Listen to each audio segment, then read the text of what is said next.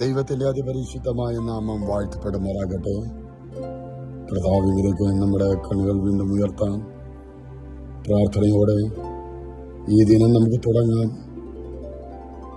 സങ്കീർത്തനങ്ങൾ 69:16 വാക്യം. യഹോവേ, എനിക്ക് ഉത്തരമരുളണമേ.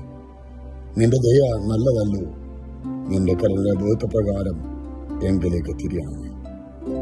ഭക്തനോട് ചേർന്ന് ഈ പകൽക്കാലം ഒരു യാചനാസ്വരത്തിൽ നമ്മുടെ കണ്ണുകൾ ഉയരങ്ങളിലേക്ക് ഉയരട്ടെ. യഹോവേ, എനിക്ക്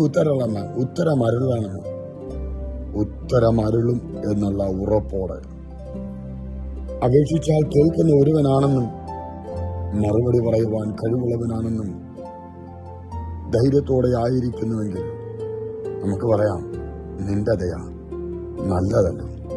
കഴിഞ്ഞ നാളുകളിൽ, കഴിഞ്ഞ ദിവസങ്ങളിൽ, കഴിഞ്ഞ മിനിറ്റുകളിൽ നിന്റെ ദയ നല്ലതായതുകൊണ്ട് ഞാൻ തകർന്നു പോകാതിരിക്കുന്നു.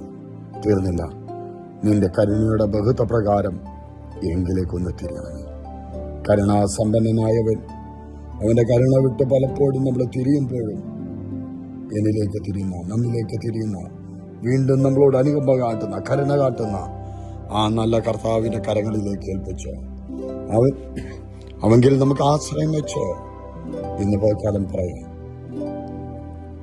കരുണയുടെ ബഹുത്വപ്രകാരം, ഈ ലോകത്തിന്റെ കരുണയല്ല, ഈ ലോകത്തിലെ പ്രഭുക്കന്മാരുടെ കരുണയല്ല, അപ്പം അങ്ങയുടെ കരുണപ്രകാരം, കരുണയുടെ ബഹുത്വപ്രകാരം എന്നിലേക്കൊന്ന് തിരിയണമേ.